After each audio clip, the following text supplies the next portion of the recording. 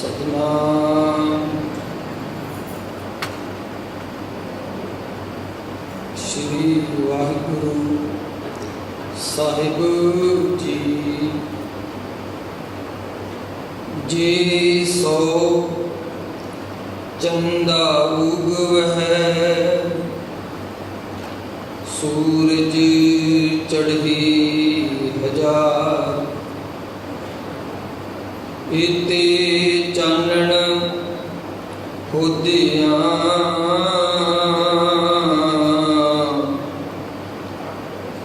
गुर बिन घोर अंधार।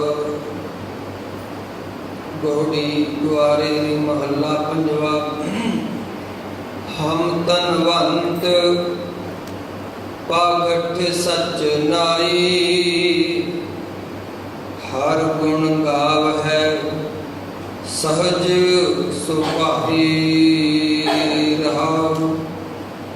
प्यो दादी का खोल टिठा खजाना, जपो जी प्यो दादी का खोल टिठा खजाना। प्यो दादी का खोल टिठा। ता मेरे मन भया निदाना, ता मेरे मन भया निदाना। प्यो दादी का खोल टिठा खजाना, ता मेरे मन भया निदाना। रतन लाल जाका कछु न भूल, परे भंडार अखूट अतूल। खावे खर्चे रल मिल भाई, टोट न आवे बद दो जाय। कहो नानक जिस मस्तक लेख लिखाए, सोएत खजाने लयार लाए। धन धन श्री गुरु ग्रंथ साहिब जी। आओ दोनों हाथ जोड़ के धन श्री गुरु ग्रंथ साहिब जी के चरणों में फतेह बुलाइए। सारी संगत गज के फतेह बुलाओ। वाहिगुरु जी का खालसा। आओ गुरु साहिब जी का प्रकाश दिहाड़ा आ रहा है।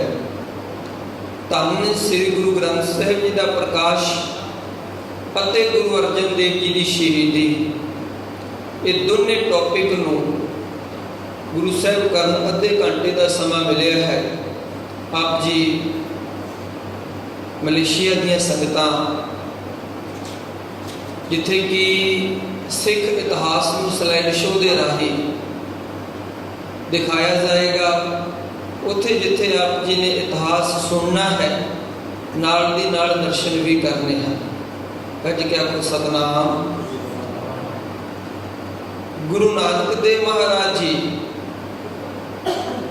जिन्नी बाणी आई, तुर की बाणी आई, तिन सगली चिंत मिटाई। वो सारी बाणी आप जी लिखते गए। जदों भाई लहणा जी नूं गुरता गद्दी दिती आप जी ने, उदों वो सारी बाणी दी पोथियां अगे डिस्ट्रीब्यूट कीतियां गईयां ने गुरु अंगद देव जी। हुण गुरु अंगद देव जी महाराज जी भी जिन्हें श्लोक लिखे, 62 श्लोक लिखे आप जी ने उच्चारण किते मुखार बिंद तो, वो सारी दी सारी बाणी बाबा गुरु अमरदास महाराज जी कोल चली जाती है। हुण जोत कोई है, वो बाणी फिर अगे लिखती विच आंदी है, उसकी संभाल हुंदियां ने, पोथियां तैयार हुंदियां ने। कुछ नूं बाबा मोहन जी वालियां पोथियां भी कहा गया। गुरु अमरदास जी महाराज तो बाद धन गुरु रामदास जी की गुरबाणी अगे मैं बेनती करा। धन गुरु रामदास महाराज जी तो बाद सारी बाणी गुरु अर्जन देव जी के कोल पहुँचती है जी। जदों धन गुरु अर्जन देव महाराज जी गुरता गद्दी ते विराजमान होंदे ने, उस समय मैं विचार रखा आप जी दे नाल ਇਹ 1598 ਦੀ ਵਿਚਾਰ ਆਪ ਜੀ ਦੇ ਨਾਲ ਸਾਂਝ ਕਰਨ ਲੱਗੇ ਹਾਂ ਜੀ। ਸਨ 1598 ਪ੍ਰਿਥੀ ਚੰਦ ਜਿਹੜਾ ਹੈ ਗੁਰੂ ਅਰਜਨ ਦੇਵ ਜੀ ਦਾ ਭਰਾ, ਉਹ ਆਪ ਗੁਰੂ ਬਣਨਾ ਚਾਹੁੰਦਾ ਸੀ। ਉਸਨੇ ਆਪ ਗੁਰੂ ਬਣਨੇ ਦੇ ਲਈ ਬੜਾ ਕੁਝ ਕੀਤਾ, ਬੜਾ ਲੰਬਾ ਇਤਿਹਾਸ ਦੇ। ਹਰਗੋਬਿੰਦ ਸਾਹਿਬ ਜੀ ਨੂੰ ਮਾਰਨ ਦੀਆਂ ਕੋਸ਼ਿਸ਼ਾਂ ਵੀ ਕੀਤੀਆਂ। ਜਦੋਂ ਸਾਰੇ ਕੰਮਾਂ ਤੋਂ ਨਾਕਾਮ ਰਹਿ ਗਿਆ, ਉਦੋਂ ਉਹਨੇ ਫਿਰ 1598 ਵਿੱਚ ਇੱਕ ਚਾਲ ਖੇਲੀ। ਉਹ ਚਾਲ ਇਹ ਸੀ ਕਿ ਗਲਤ ਗੁਰਬਾਣੀ ਲਿਖੀ ਜਾਏ, ਝੂਠੀ ਬਾਣੀ ਲਿਖੀ ਜਾਏ।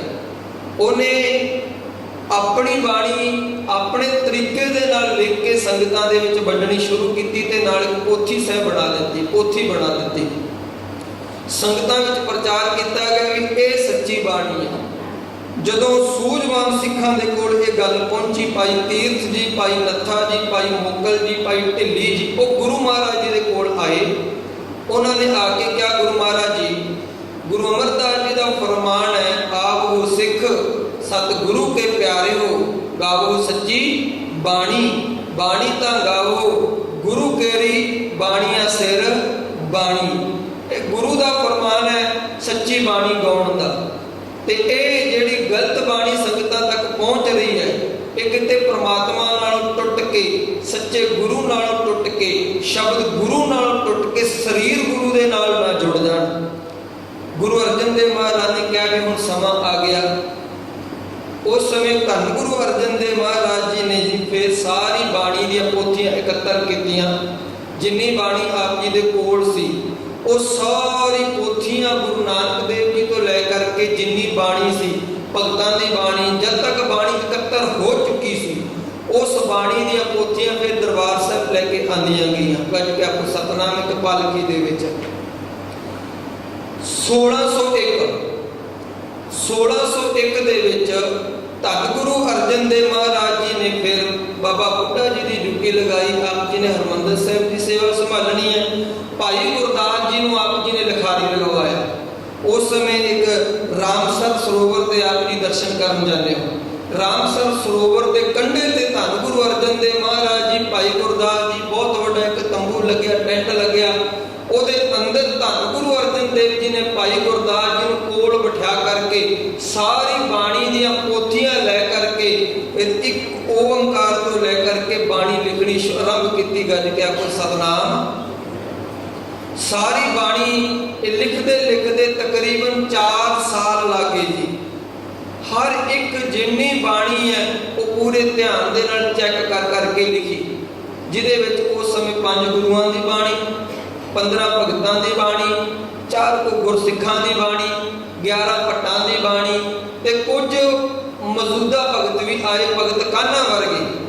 ਉਹਨਾਂ ਦੀ ਬਾਣੀ ਵਿੱਚ ਹਉਮੈ ਸੀ, ਉਹ ਬਾਣੀ ਨਹੀਂ ਸੀ ਤੁਰਕੀ ਬਾਣੀ, ਹਉਮੈ ਸੀ। ਤੇ ਉਹਨਾਂ ਦੀ ਬਾਣੀ ਰਿਜੈਕਟ ਵੀ ਕੀਤੀ ਗਈ, ਗੁਰੂ ਗ੍ਰੰਥ ਸਾਹਿਬ ਦੇ ਵਿੱਚ ਦਰਜ ਨਹੀਂ ਕੀਤੀ ਗਈ। ਇਹ ਭਗਤ ਜਿਹੜਾ ਕਾਨਾ ਸੀ, ਇਹ ਚੰਦੂ ਦਾ ਰਿਸ਼ਤੇਦਾਰ ਵੀ ਸੀ। ਮੈਂ ਬੇਨਤੀ ਕਰਾਂ, ਚੰਦੂ ਤੱਕ ਵੀ ਮੈਂ ਵਿਚਾਰ ਲੈ ਕੇ ਜਾਣੀ ਹੈ। ਧੰਨ ਗੁਰੂ ਅਰਜਨ ਦੇਵ ਮਹਾਰਾਜ ਜੀ ਨੇ ਫਿਰ ਜਿਹੜੀ ਪਹਿਲੀ ਲਿਖਤੀ ਬੋਲੀ ਸੀ, ਪਹਿਲੀ ਜਿਹੜੀ ਸਾਡੀ ਭਾਸ਼ਾ ਸੀ, ਉਹ ਸੀਗੀ ਲੰਡੇ ਅੱਖਰ, ਟਾਕਰੀ ਤੇ ਸ਼ਾਰਦਾ।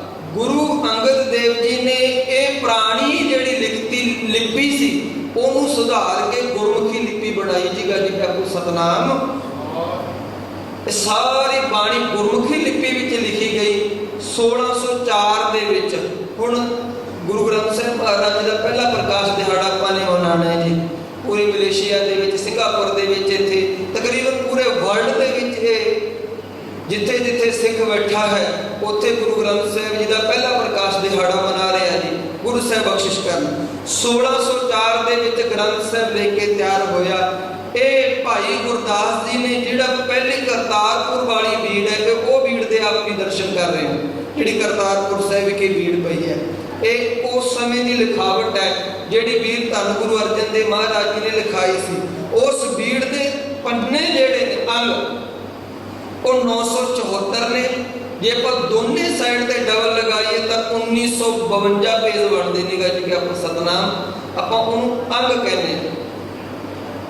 ਉਸ ਸਮੇਂ ਜਦੋਂ ਗ੍ਰੰਥ ਲਿਖ ਕੇ ਤਿਆਰ ਹੋ ਗਿਆ, ਸਭਨ ਆਹਾਰ ਕਰਿਓ ਸੁਖਾਨਾ, ਓਮ ਸੈਨ ਕੀਨਸ ਦੀ ਸਥਾਨਾ, ਗ੍ਰੰਥ ਸਾਹਿਬ आदर के हेत भूतल सैने गुरु समेत। फिर धन गुरु अर्जन देव जी महाराज जी आप सारिया संगतां जमीन ते सुत्तियां पोथी साहिब नूं सत्कार देण दे लई उच्ची जगह ते पोथी साहिब विराजमान कीते। बाबा बुड्ढा जी नूं ग्रंथी बनाया गया।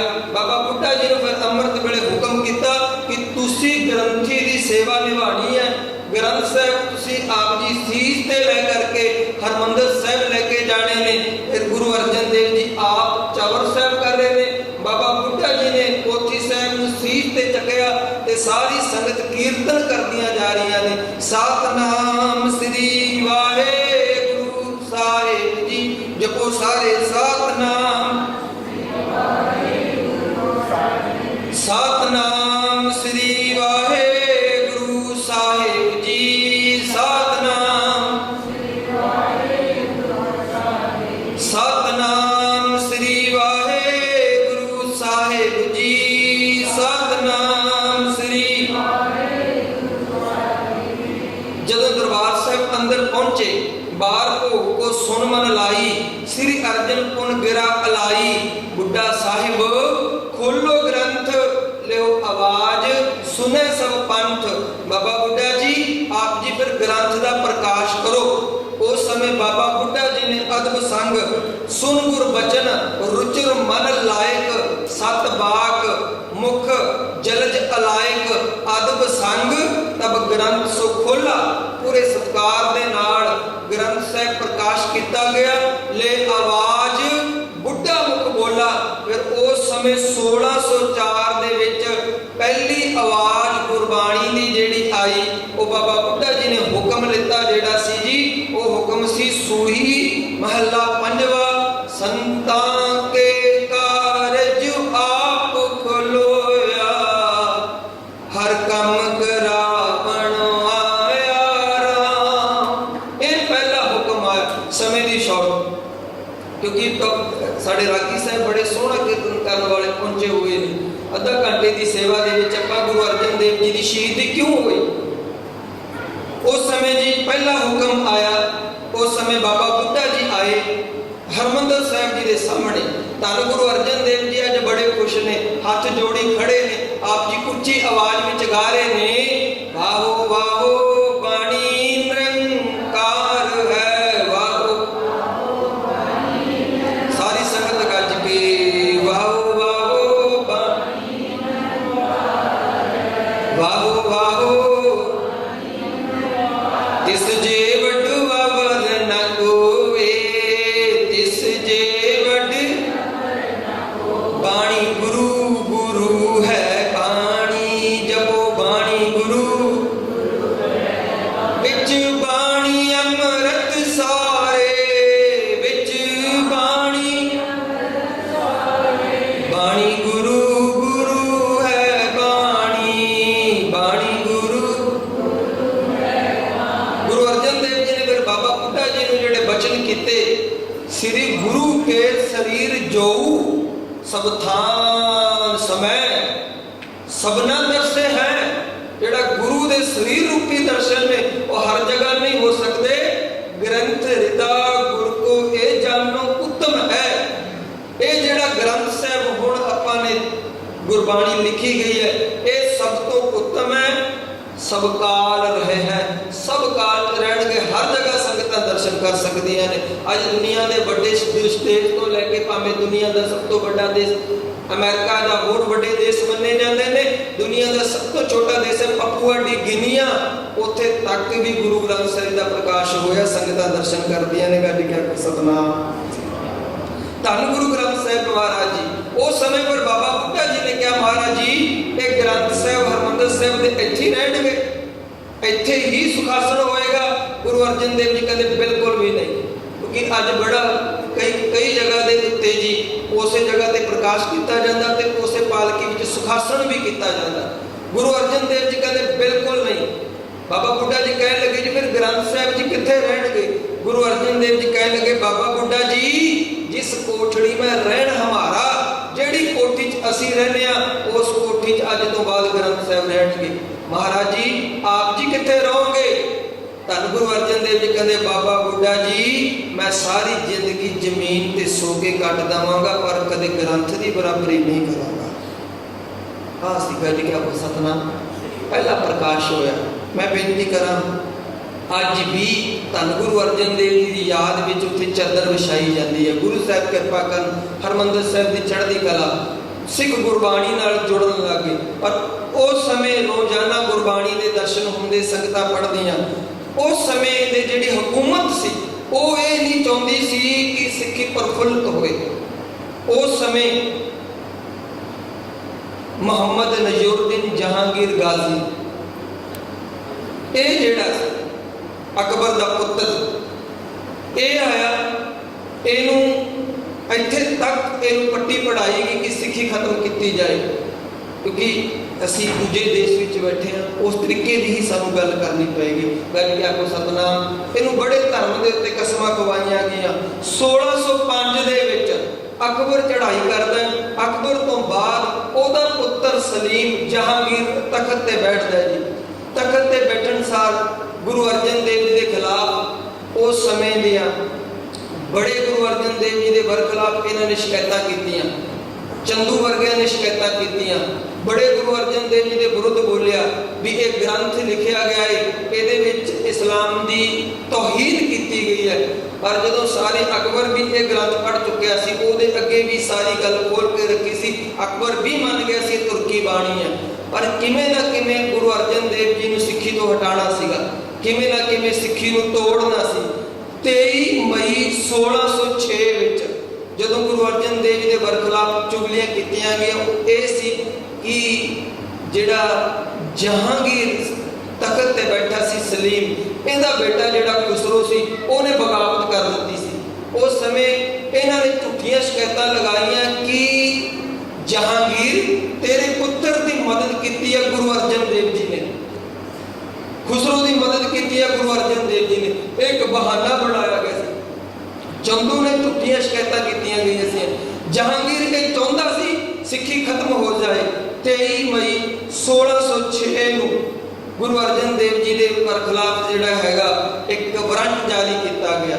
ਜਹਾਂਗੀਰ ਆਪਣੀ ਇੱਕ ਬੁੱਕ ਲਿਖਦਾ ਜੀ, ਤੁਝਕੇ ਜਹਾਂਗੀਰੀ। ਤੁਝਕੇ ਜਹਾਂਗੀਰੀ ਦੇ ਪੇਜ ਨੰਬਰ 35 ਤੇ ਲਿਖਦਾ ਸੀ ਕਿ ਚਿਰਾਂ ਤੋਂ ਮੇਰੇ ਦਿਲ ਵਿੱਚ ਆਉਂਦਾ ਕਿ ਝੂਠ ਦੀ ਦੁਕਾਨ ਨੂੰ ਬੰਦ ਕਰ ਦਿੱਤਾ ਜਾਵੇ ਤੇ ਇਹਦਾ ਧਰਮ ਬਦਲਿਆ ਜਾਏ, ਇਹਦੇ ਧਰਮ ਤੋਂ ਇਹਨੂੰ ਤੋੜਿਆ ਜਾਏ। ਚੰਦੂ ਵਰਗਿਆਂ ਨੇ ਪੂਰੀ ਬਾਹ ਲਗਾਈ।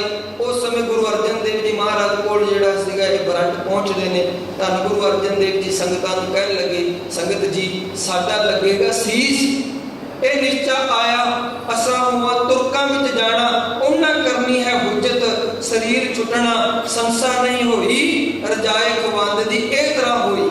ਗੁਰੂ ਅਰਜਨ ਦੇਵ ਜੀ ਨੇ ਸਾਰੀ ਗੱਲ ਦੱਸ ਦਿੱਤੀ। ਭਾਈ ਭਾਣਾ ਮੰਨਣਾ ਹੈ, ਇਹ ਪ੍ਰਮਾਤਮਾ ਦੀ ਰਜ਼ਾ ਹੈ। ਗੁਰਬਾਣੀ ਯੁੱਗ ਸੀ, ਹੁਣ ਗੁਰਬਾਣੀ ਯੁੱਗ ਤੋਂ ਕੁਰਬਾਨੀ ਯੁੱਗ ਤੇ ਪਹੁੰਚਣਾ ਹੈ। ਗੱਜ ਕੇ ਆਪੋ ਸਤਨਾਮ। ਆਪ ਜੀ ਨੇ ਹਰਿਮੰਦਰ ਸਾਹਿਬ ਕੀਰਤਨ ਕੀਤਾ, ਸ਼ਬਦ ਪੜ੍ਹੇ ਗਏ, ਭਾਣੇ ਦੇ ਸ਼ਬਦ ਪੜ੍ਹੇ, ਸੰਗਤਾਂ ਨੂੰ ਦੱਸਿਆ ਸਾਰੀਆਂ ਗੱਲਾਂ। 25 ਮਈ 1606 ਧੰਨ ਗੁਰੂ ਅਰਜਨ ਦੇਵ ਮਹਾਰਾਜ ਜੀ, ਭਾਈ ਲੰਗਾਹਾ ਜੀ, ਭਾਈ ਵਿਧੀ ਚੰਦ ਜੀ, ਭਾਈ ਪੈੜਾ ਜੀ, ਭਾਈ ਜੇਠਾ ਜੀ ਤੇ ਭਾਈ ਪ੍ਰਾਣਾ ਜੀ, 5 ਸਿੱਖਾਂ ਨੂੰ ਨਾਲ ਲੈ ਕਰਕੇ ਸੰਗਤਾਂ ਨੂੰ ਆਪ ਜੀ ਦੇ ਦਰਸ਼ਨ ਕਰਦੀਆਂ ਨੇ। ਆਪ ਜੀ ਦਰਸ਼ਨ ਕਰਾਉਂਦੇ ਲਾਹੌਰ ਪਹੁੰਚੇ ਨੇ ਜੀ। ਲਾਹੌਰ ਵਿੱਚ ਆਪ ਜੀ ਨੂੰ ਫਿਰ ਗ੍ਰਿਫਤਾਰ ਕਰਕੇ ਉਸ ਸਮੇਂ ਦੇ ਬਾਦਸ਼ਾਹ ਦੇ ਅੱਗੇ ਖੜਾ ਕੀਤਾ ਜਾਂਦਾ। ਹੁਣ ਬਾਦਸ਼ਾਹ ਗੁਰੂ ਅਰਜਨ ਦੇਵ ਜੀ ਦੀ ਪਹਿਲੀ ਗੱਲ ਕਹਿੰਦਾ, ਦੇਖੋ ਕਿ ਤੁਸੀਂ ਬਾਗੀ ਹੋ। ਗੁਰੂ ਅਰਜਨ ਦੇਵ ਜੀ ਕਹਿੰਦੇ ਮੈਨੂੰ ਕਿਉਂ ਪਕੜਿਆ ਗਿਆ? ਕਹਿਣ ਲੱਗੇ ਤੁਸੀਂ ਬਾਗੀ ਹੋ, ਤੁਸੀਂ ਮੇਰੇ ਪੁੱਤਰ ਦੀ ਮਦਦ ਕੀਤੀ ਹੈ ਜਿਹੜਾ ਬਾਗੀ ਸੀ। ਗੁਰੂ ਅਰਜਨ ਦੇਵ ਜੀ ਕਹਿੰਦੇ ਅਸੀਂ ਕਿਸੇ ਦੀ ਮਦਦ ਨਹੀਂ ਕੀਤੀ। ਕਹਿੰਦੇ ਉਹ ਤੁਹਾਡੇ ਉੱਥੇ ਲੰਗਰ ਵਿੱਚ ਆ ਕੇ ਪ੍ਰਸ਼ਾਦਾ ਛਕਿਆ, ਤੁਸੀਂ ਉਹਦੀ ਪੂਰੀ ਫੌਜ ਨੂੰ ਲੰਗਰ ਛਕਾਇਆ, ਪ੍ਰਸ਼ਾਦਾ ਛਕਾਇਆ। ਗੁਰੂ ਅਰਜਨ ਦੇਵ ਜੀ ਕਹਿੰਦੇ ਵੇਖ ਸਲੀਮ, ਦੇਖ ਜਹਾਂਗੀਰ, ਇਹ ਗੁਰੂ ਨਾਨਕ ਸਾਹਿਬ ਜੀ ਦਾ ਲੰਗਰ ਹੈ। ਇਹ ਗੁਰੂ ਅਮਰਦਾਸ ਜੀ ਨੇ ਪ੍ਰਾਰੰਭ ਕੀਤੀ ਮਰਜ਼ਾਦਾ। ਇੱਥੇ ਕੋਈ ਵੀ ਆ ਕੇ ਲੰਗਰ ਛਕ ਸਕਦਾ, ਕਿਸੇ ਨੂੰ ਮਨਾਹੀ ਨਹੀਂ ਹੈ। ਇੱਥੇ ਭਾਵੇਂ ਚੋਰ ਆਵੇ, ਭਾਵੇਂ ਸਾਧ ਆਵੇ। ਇੱਥੇ ਤਾਂ ਤੇਰਾ ਪਿਤਾ ਅਕਬਰ ਵੀ ਆ ਕੇ ਲੰਗਰ ਛਕ ਕੇ ਗਿਆ। ਗੱਜ ਕੇ ਆਪੋ ਸਤਨਾਮ। ਕੋਈ ਆ ਕੇ ਲੰਗਰ ਛਕ ਕੇ ਚਲਿਆ ਜਾਏ ਤਾਂ ਉਹਦਾ ਐਡੀ ਵੱਡੀ ਸਜ਼ਾ ਨਹੀਂ ਹੋ ਸਕਦੀ।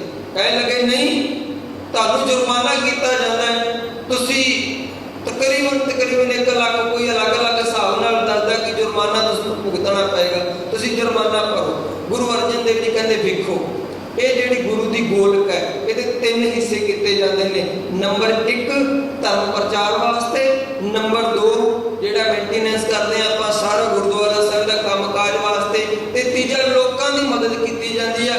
जे तू कहे कि इहदे नाल केस धुते जाण, इहदे नाल असीं अपने मसले हल करिए, संगत का पैसा असीं गलत जगह ते नहीं वरतांगे। गुरु अर्जन देव जी कहते मैं 1 रुपया भी गोलक का जुर्माने नहीं देना।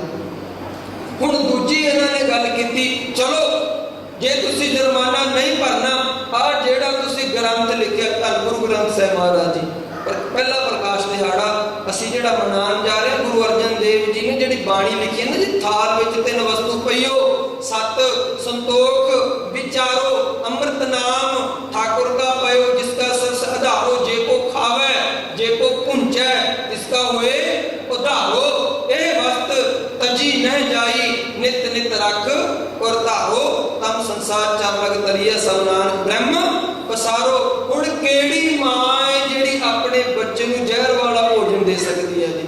अज क्या को सतनाम गुरु अर्जन देव जी साडे मां सी।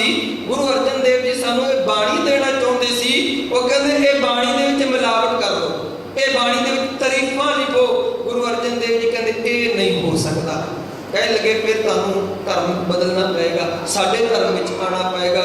गुरु अर्जन देव जी कहंदे ये मेरा शरीर ये गुरु नानक देव जी का है, मेरा नहीं है। गज गया को सतनाम।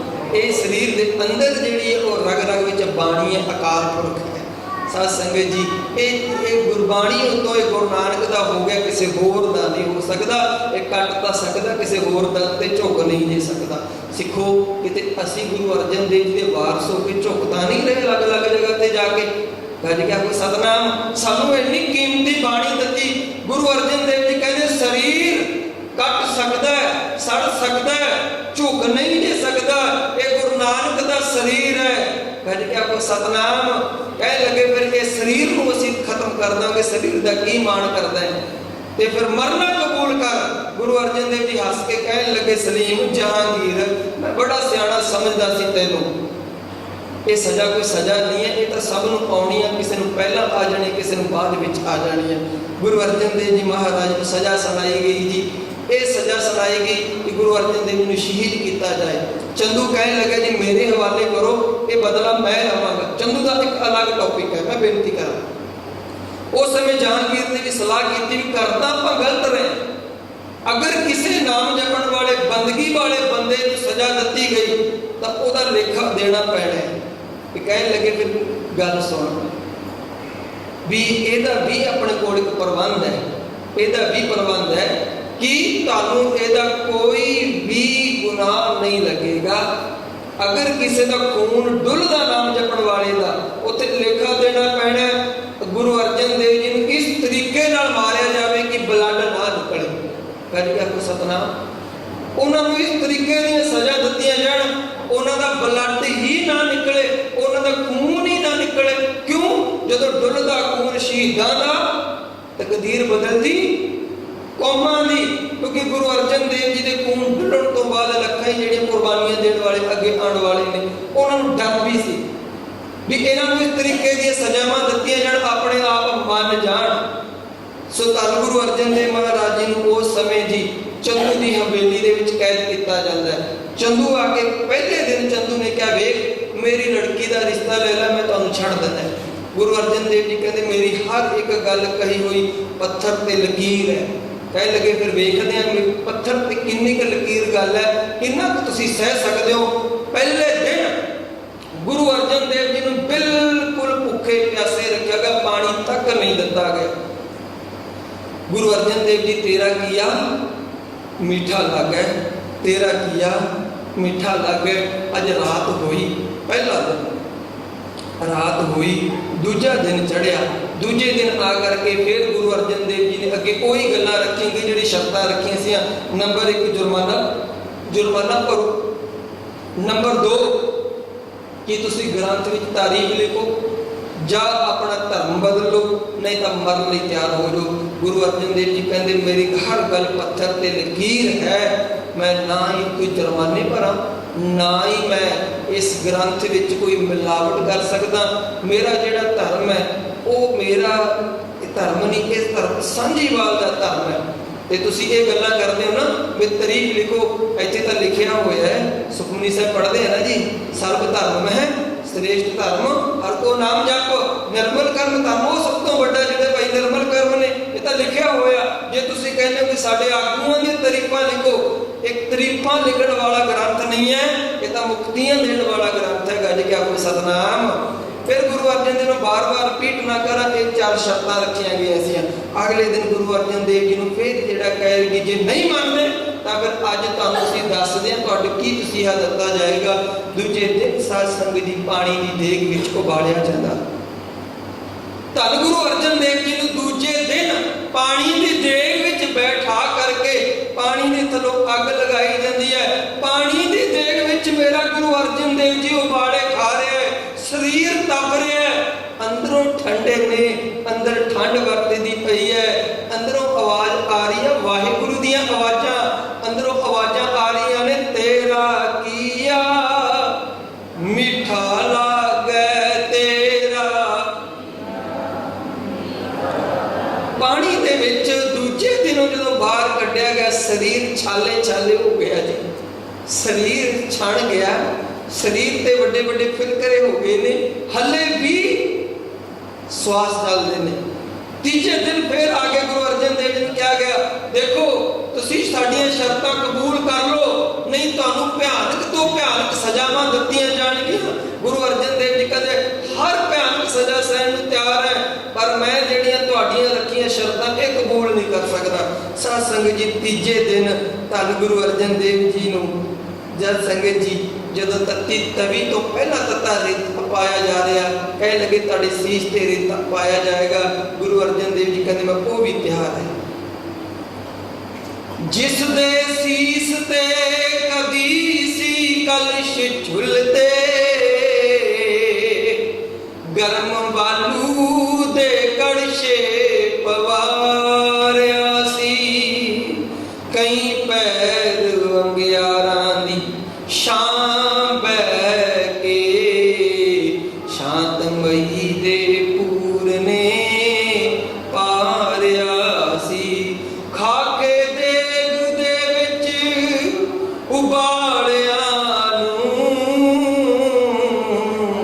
फिर भी सतनाम वाहिगुरू गारिया सी, सीना जग दा तपदा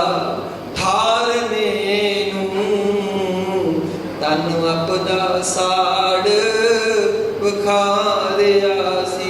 कहना सौखा ते सुनना भी बड़ा सौखा, मैं कह के चले जावांगा आधे घंटे में आप भी सुन के चले जाओ। कहना सौखा ते सुनना भी बड़ा सौखा, औखी गल है अमल कमाउण वाली,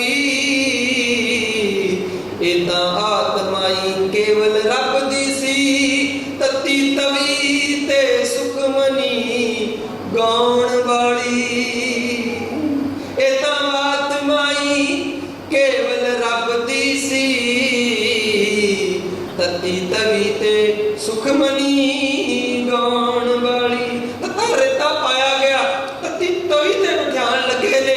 साईं मियां मीर आया, जदों आगे वेख्या ना मेरा इश्क मेरा रब मेरा अल्लाह, भुब्ब निकल गई साईं मियां मीर दी। तत्ती तवी ते बैठे गुरु अर्जन देव जी नूं वेख के कहन लग्या मियां मीर आया, रो रो कहन लगा मेरा दिल जल गया ते अरमान जग गया। गुरु अर्जन देव जी कहते रोने क्यों, मोमन हुंदिया मैं जल के मरा क्यों ना, मेरे सामने मेरा कुरान जल गया क्यों ना रोवा। गुरु अर्जन देव जी आप जी ने तपाया जा रहा है। गुरु अर्जन देव जी कहते साईं मियां मीर जदों हरमंदर की नींह रखी सी, असी बोले नहीं, ਉਦੋਂ ਇੱਕ ਨੀਂਹ ਤੂੰ ਰੱਖੀ ਸੀ, ਅੱਜ ਇੱਕ ਨੀਂਹ ਅਸੀਂ ਰੱਖਣ ਲੱਗੇ ਹਾਂ। ਗੱਜ ਕੇ ਆਖੋ ਸਤਿਨਾਮ। ਇਸ ਤੱਤੀ ਤਵੀ ਤੋਂ ਹੀ ਆਉਣ ਵਾਲੇ ਸਮੇਂ ਦੇ ਵਿੱਚ ਲੋਹਾ ਲੈਣ ਦੇ ਲਈ ਕਿਰਪਾਨਾਂ ਖੜਕਣੀਆਂ ਨੇ। ਸਾਈਂ ਮੀਆਂ ਮੀਰ ਚਾਰੋਂ ਤਰਫ ਅੱਗ ਵਰਸੇ, ਪਿਆ ਸੇ ਕਿਸੀ ਤਨ ਸਾੜਦਾ, ਛਾਲੇ ਛਾਲੇ ਹੋ ਗਿਆ ਜੁਸਾ ਸੱਚੀ ਸਰਕਾਰ ਦਾ। ਸਾਈਂ ਮੀਆਂ ਮੀਰ ਡਿਠਾ ਹਾਲ ਜਦੋਂ ਯਾਰ ਦਾ, ਉਹ ਬੇਅਕਲ ਰੋ ਪਿਆ ਚੀਕਾਂ ਤੇ ਤਾਹੀ ਮਾਰਦਾ। ਸੁਣ सतगुर कहा मियाँ, अरे छोड़ो प्रीति चाम से, क्या हुआ तन सड़ रहा, हम शांत हैं हरि नाम से। कह क्या कर सतनाम। ऊपर तत्ती रेता पाएगी, तन सड़ गया। साध संगत जी गुरु अर्जन देव जी यही कहते रहे, तेरा किया मीठा लागे, तेरा किया। हद कर दी हद। उस समय की सरकार ने केड़ा जुल्म ने गुरु अर्जन देव जी के उत्ते किया। मैं समाप्ति करा जी, किस जुल्म ने नहीं गुरु अर्जन देव जी के उत्ते किया। आप जी को पानी च बिठाया गया, तत्ती रेत पाएगी, भूखा रखा गया, तत्ती तवी ते बिठा के साड़िया गया। फिर भी ठंडे जो सारे आप जी कर करके हट गए ना जुल्म, गुरु अर्जन देव जी फिर बोले, कह लगे गल सुनो, मेरी सदा को दबाना तो मुमकिन है, मगर बदलते जमाने की रफ्तार को कौन रोकेगा। सीलो आदशाह आन बहुत बुलंद सही, मगर हयात की ललकार को कौन रोकेगा। वो मेरे ख्यालों की परवाज रोकने वालों, मेरे हर गोबिंद की तलवार को कौन रोकेगा। कह दिया सतनाम। गुरु अर्जन देव महाराज जी तत्ती तवी ते बिठा के शहीद किए गए। उस तो बाद जाकर के गुरु अर्जन देव रावी विच रोड़ के शहीद किया गया।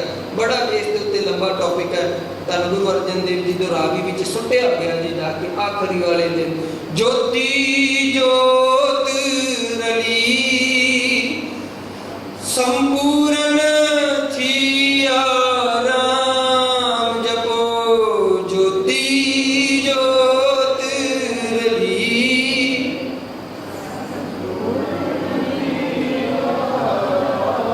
धन गुरु अर्जन देव जी गुरु ग्रंथ साहिब जी दे विच एक भी अखर तक नहीं पाण दिता कि नहीं ये भोजन मेरे बच्चे खाणगे, ये भोजन मेरे बच्चे छकणगे। साध संगत जी जे हले भी असीं सहज पाठ नहीं कीते तां समझो असीं किन्ने क सिख है। कल्ले मत्थे टेकण तक सीमित ना रहिए। गुरु ग्रंथ साहिब दा प्रकाश दिहाड़ा आ रहा जी, जे सानू गुरु अर्जन देव ने भोजन दिता वो छकीए,